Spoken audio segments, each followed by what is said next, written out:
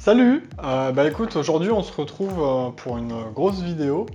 Donc je t'invite à te prendre un café, un thé et à te poser. On va parler de développement personnel et psychologie.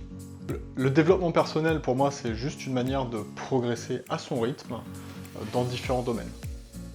Je considère ça un peu comme une sorte d'auto-formation. Alors ça peut très bien être dans ton domaine de prédilection pour gagner en expertise. Par exemple, si tu es développeur et que tu te formes au dernier langage ou frameworks à la mode, si tu es coach sportif et que tu te renseignes sur la dernière méthode d'entraînement, ou si tu es marketeur dans le marketing et que tu te formes sur le copywriting, et bien dans tous ces cas, finalement, tu te développes personnellement. C'est du développement personnel sur un sujet très spécifique. Alors, de mon côté, j'essaye de garder une grande ouverture d'esprit et d'éveiller ma curiosité sur différents sujets. C'est vrai que je m'intéresse peut-être à beaucoup trop de choses. Alors, la programmation, plus globalement les nouvelles technologies, le sport, la nutrition, la photo, la communication, l'entrepreneuriat, le marketing et la psychologie humaine, sociale et individuelle. Finalement, l'humain est au cœur de beaucoup de sujets que je viens de citer. Alors sur le plan physique et physiologique sur certains domaines comme le sport et la nutrition, mais aussi sur le plan psychologique. Notre nutrition joue sur notre énergie, notre bien-être et notre humeur, donc un peu notre psychologie. L'effort du sportif, son énergie, son goût du dépassement sont fortement liés à son mental et du coup à son état psychologique. La photo artistique, alors, différent du photoreportage descriptif, a quand même pour but de susciter une émotion chez toi. Alors l'entrepreneur, lui, il doit affronter des montagnes russes, donc il doit quand même bien se connaître. Il doit aussi connaître ses collaborateurs, et il doit savoir communiquer avec les autres, avec ses collaborateurs, avec ses fournisseurs, avec ses clients. Et il doit savoir vendre et marketer son produit, sa vision et même lui-même. Du coup, tout ça, la communication interpersonnelle est quand même fortement liée à la psychologie des uns et des autres. Le marketing et la vente cherchent à comprendre un prospect, à le persuader, puis à le convaincre de passer à l'action, en général l'achat. Bref, tu l'as compris, tout est plus ou moins relié à la psychologie et la psychologie me passionne. Alors dans la psychologie, je vais distinguer deux psychologies. La psychologie humaine, sociale. J'entends par là la psychologie de masse, celle qui définit l'humain, celle qui est mécanique, qui provient de nombreuses années d'évolution et de vie sociale, qui provient de nombreuses années d'évolution, celle qui peut être liée aux rapports sociaux ou à notre programmation génétique, celle qui est parfois le résultat chimique d'un cocktail d'hormones qui nous pousse à agir comme le mammifère social que nous sommes. Et d'un autre côté, pour moi, il y a la psychologie individuelle. Ça, c'est la couche d'histoire propre à chacun, parfois heureuse, parfois malheureuse. Elle vient s'ajouter par-dessus tous ces mécanismes humains. Alors c'est très intéressant de comprendre cette psychologie humaine mécanique et individuelle chez les autres. Et si comme moi, l'homme faillible et imparfait que je suis, c'est parfois dur à accepter, si comme moi tu te remets souvent en question, c'est intéressant de faire l'exercice sur soi. Alors, quels sont tes propres mécanismes? Comment ils se sont mis en place? Est-ce qu'ils sont bénéfiques? Est-ce qu'ils font sens? Est-ce que ça fait écho à mon histoire personnelle? Et sont-ils toujours nécessaires? Et ben dans ce sens, j'ai fini il y a quelques semaines déjà un livre écrit par Anne-Ancelin Schutzenberg qui porte sur la psychogénéalogie. Donc le titre c'est Psychogénéalogie, guérir les blessures familiales et se retrouver soi. Ou comment peut-on, au travers des générations, consciemment ou inconsciemment, reproduire des situations parfois jamais exprimées oralement et remontant à plusieurs générations en arrière. Alors dans le meilleur des cas, ce sont des situations et des événements heureux, plutôt bons à reproduire donc, mais malheureusement au contraire ça peut être la reproduction de tragédies familiales, ou ça peut être porter le fardeau des erreurs, les plaies, les souffrances, les fautes non résolues du passé des autres. Au travers de cette vidéo qui va être longue, je voulais te partager les passages qui m'ont marqué, qui font parfois même écho à des situations vécues, même parfois bien dans le mille des fois, ou des situations remarquées chez les autres. Alors bien sûr, je t'invite à lire le livre, qui rentre beaucoup plus en détail dans ce que je vais survoler dans cette longue vidéo. En vrai, il est assez court et il se lit sans bagage théorique psychologique. D'autant plus que, tout comme chacun a ses propres blessures familiales, chacun aura sa façon de guérir ces dites blessures familiales. Ce livre résonnera donc de manière différente pour chacun, et chacun devra faire son propre travail sur soi au travers d'une véritable introspection. Globalement, tout livre repose sur le principe des loyautés familiales invisibles. L'homme est un animal social qui vit en meute. Pour lui, c'est important de se fondre dans la masse, de faire comme tout le monde et de ne pas se faire rejeter finalement de la tribu. Puisque dans la nature, seul, sans provision, sans abri, pour se protéger des dangers, ça signifiait la mort. Donc, du coup, ce principe il perdure un peu dans la société actuelle, et surtout au sein de la famille. Ah oui, il ne faudrait pas être le vilain petit canard de la famille. Bon, il y a des exceptions et j'y reviens un peu plus tard. Quelque chose en nous pousse à défendre notre famille, mais aussi son mode de vie, son mode de pensée, et ça nous pousse à reproduire son comportement. Ça, du coup, c'est la loyauté familiale. Et comme le plus souvent, on ne s'en rend pas compte et qu'elle est inconsciente, et c'est la loyauté familiale invisible.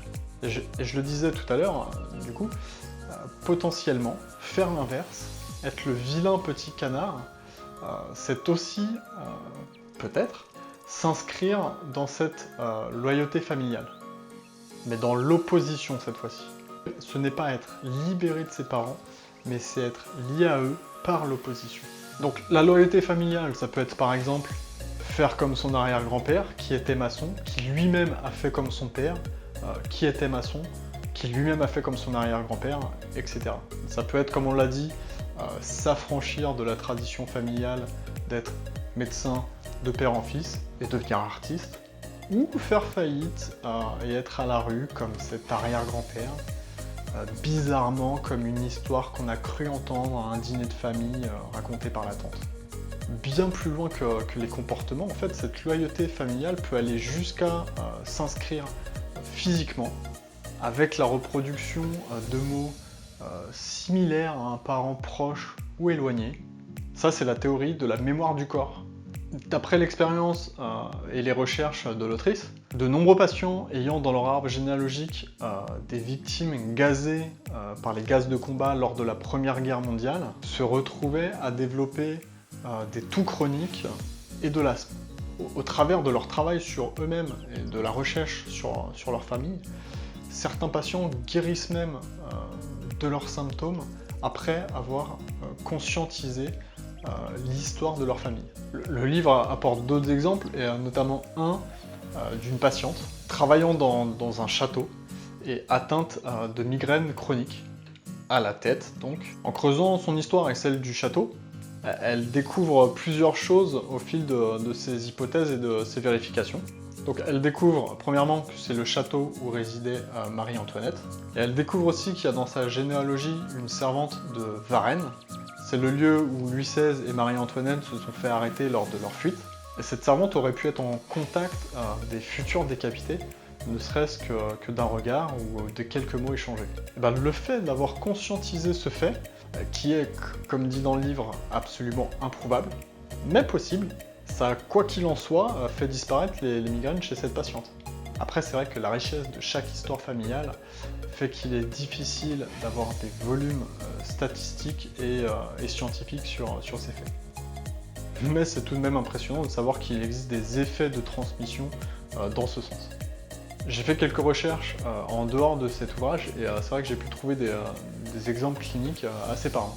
Alors notamment deux, par exemple une patiente qui souffrait d'emphysème, dont les médecins ne voyaient pas d'autre solution qu'une opération des poumons. Et ils ont découvert, en travaillant avec sa thérapeute, que ces crises d'étouffement provenaient du corset que portait sa mère pendant son 5e mois de grossesse pour la cacher. Ou encore un autre exemple, une petite fille qui souffrait de crises d'angoisse, d'étouffement au moment de s'endormir dans son lit. Son père malheureusement était mort noyé, personne ne lui avait dit la vérité, et lorsque tout ça lui fut révélé, en fait ces symptômes se sont arrêtés. Dans cette loyauté familiale, on peut aussi rencontrer le syndrome d'anniversaire. Ces événements, heureux ou non, ont tendance à se répéter à des périodes ou à des dates significatives. Ça peut être la répétition de mariage ou de naissance les mêmes jours, mais les malheurs, les traumas, les maladies, les décès, les accidents se répètent eux aussi à des dates anniversaires. Anne Ancelin, l'autrice, a par exemple étudié des familles où les accidents de la route se répétaient de génération en génération, au même âge, aux mêmes dates, aux mêmes périodes significatives.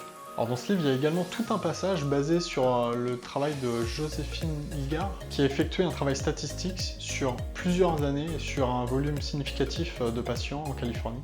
Et elle a démontré que dans le cas de psychose adulte, il y a fréquemment la répétition des mêmes symptômes sur 3 générations. Alors les résultats sont significatifs entre la mère et la fille, et ils sont fréquents, mais non statistiquement significatifs entre la mère et son fils, ou entre le père et son fils. L'hypothèse de Joséphine Hilgard étant que les hommes préféreraient l'alcoolisme à la psychose. Et plus étonnant encore, il y a coïncidence entre l'âge où le patient a vécu la perte de son parent, donc la perte ou l'internement en institution, et l'âge de ses enfants au moment où lui-même se fait interner. Alors pour que ce soit plus clair, l'exemple qui est cité dans le livre, c'est l'exemple de Lucie. Elle a 5 ans lorsque sa mère est internée à 28 ans.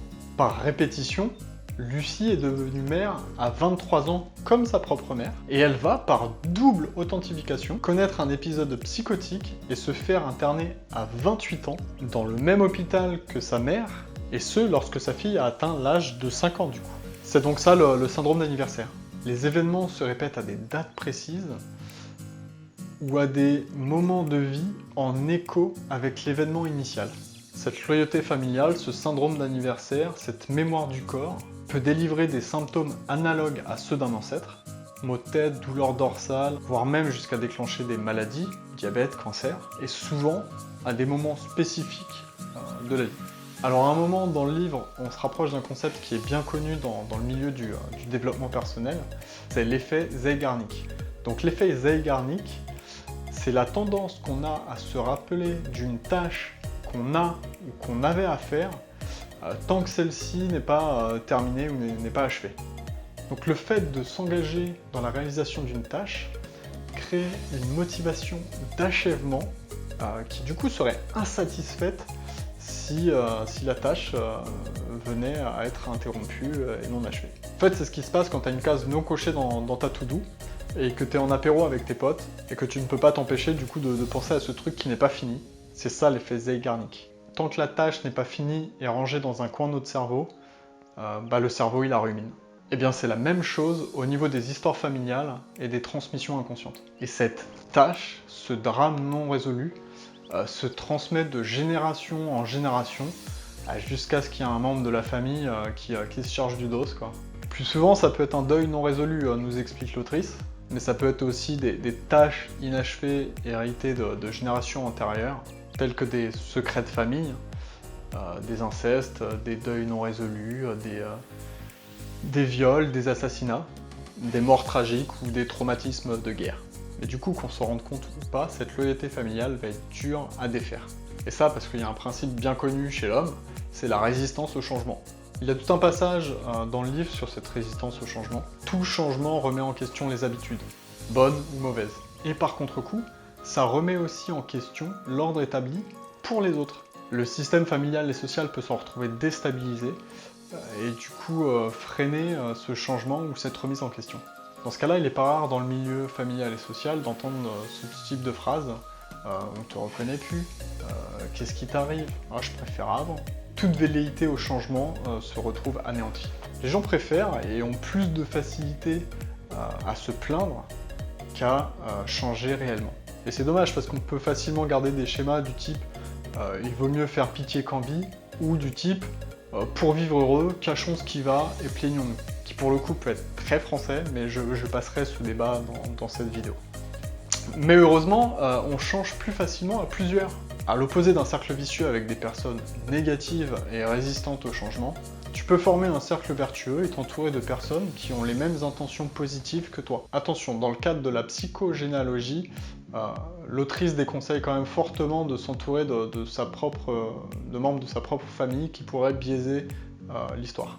Alors pareil, si on fait un rapprochement avec le développement personnel, moi ça me fait penser aux partenaires de responsabilisation qu'on peut trouver dans le livre de Hal Elrod, le Miracle Morning. Tant qu'on est aussi dans la dynamique des groupes, il y a un passage qui traite des expériences de Kurt Lewin, à qui on doit justement le concept de la dynamique des groupes, et il a démontré, au travers d'une expérience menée aux États-Unis, dont le but était de faire changer le comportement alimentaire des ménagères et leur choix d'achat, qu'il a démontré qu'il était plus facile de changer de comportement en s'entourant de pairs de même niveau, plutôt que sous les conseils d'un expert faisant autorité.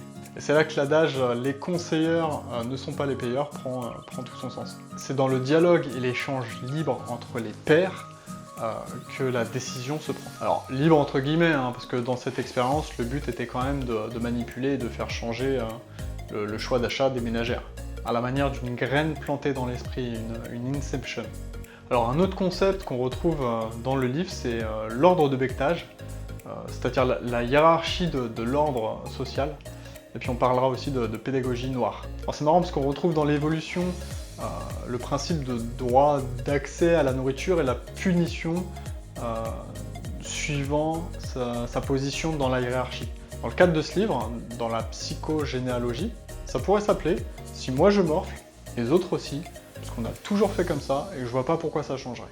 C'est le travail de recherche du zoologiste, alors excusez-moi d'écorcher son nom, Thorleif Schederluff Ebbe, qui nous expose ce concept. Donc lui, il a observé les basses-cours, et il a découvert que la hiérarchie impose que toutes les poules ne se précipitent pas en même temps lorsqu'on distribue les graines. Celle qui mange la première, donc la plus haute dans la hiérarchie, elle a le droit de donner un coup de bec à toutes les autres poules.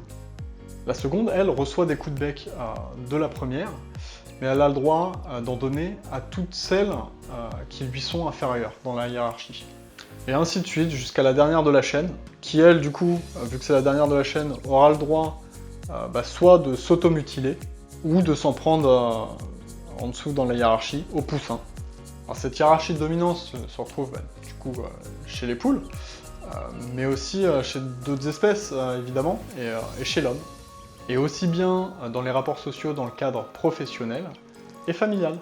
Et malheureusement, une fois cette hiérarchie intégrée, il est très facile de la reproduire, de la transmettre et de la répéter. Et bien sûr, il est plus difficile de briser les règles établies et les traditions inconscientes. Par exemple, par ce principe que perdure la pédagogie noire, l'éducation par la punition, alors qu'on sait aujourd'hui, et depuis pas mal de temps, que ce n'est pas du tout la plus efficace. Bref, dans le livre, il y a une partie qui traite du monde du travail, parce que d'après l'autrice, on ne rentre pas dans certains types d'entreprises par hasard, ou tout du moins, on n'y reste pas par hasard. C'est peut-être parce qu'en partie, inconsciemment, on y retrouve des figures familiales ou des schémas de fonctionnement connus. Alors, ces figures familiales, ça peut peut-être être un père ou une mère autoritaire qu'on retrouve en guise de patron, auprès duquel, suivant les cas, on se soumettra ou on se rebellera. Ça peut être de la jalousie envers un collègue qui a toutes les gratifications du management, tel le grand petit frère, la grande petite sœur qui avait toute l'attention des parents. Ce qui est marrant, c'est que tout comme dans la famille, dans le milieu professionnel, on retrouve des non-dits, des paradoxes, des règles visibles et invisibles, des communications officielles et les officieuses. Donc on passe à la dernière partie que j'ai notée de ce livre, c'est le triangle dramatique, ou le triangle de Karpman. Donc il y a toute une partie du livre qui reprend ce triangle de Karpman, ce triangle dramatique, au travers d'exemples de personnes malades et de la famille des aidants. Chacun a un rôle dans ce triangle, et ce rôle peut glisser et s'échanger en fonction de la situation. Alors pour reprendre le cas normal et être plus sur le développement personnel, la communication, Du coup, il peut arriver que des situations malsaines se mettent en place entre différentes personnes, chacun ayant un rôle et chacun se satisfaisant de ce rôle parmi le sauveur, le persécuteur et la victime. Parmi ces rôles, chacun ayant besoin de l'autre. Le persécuteur, lui, a besoin d'une victime à maltraiter, sur qui se défouler. La victime, elle, a besoin du persécuteur, sans quoi elle ne pourrait pas endosser son rôle de victime et avoir les bienfaits qu'elle retire. Sans le persécuteur, elle ne pourrait pas se plaindre de la victime, on ne pourrait pas s'apitoyer sur son sort, et elle ne pourrait pas être le centre de l'attention. Et le sauveur, lui, dans son besoin de se prouver quelque chose, et de prouver aux autres qu'il est nécessaire et capable, lui, il fera tout pour aider la victime. Est-ce que tu n'as jamais eu dans ton entourage des personnes qui ont voulu à tout prix t'aider, même si tu leur as dit non, que tu n'avais pas besoin, et qui insistent, et qui sont un peu gênants et même contre-productifs? Donc voilà, ces rôles sont dynamiques et peuvent changer en fonction de la situation. Par exemple, si on condense une conversation qui pourrait arriver, du type je peux t'aider? Oh merci, c'est gentil. Tu es sûr, hein? Oui, n'insiste pas, si je te dis que tout va bien. Oh, c'était pour t'aider, hein, pas la peine de t'énerver contre moi. Hein. Tu oses toujours le ton quand je te parle, etc. etc. Dans ce cas, la personne sauveur, qui souhaite aider de tout son cœur, voire même un peu trop, qui insiste, l'autre personne en besoin, se retrouve victime et sous le feu de la personne qu'elle essayait d'aider, qui elle-même est devenue le persécuteur. Un autre exemple, c'est aussi le cas de Tom et Jerry.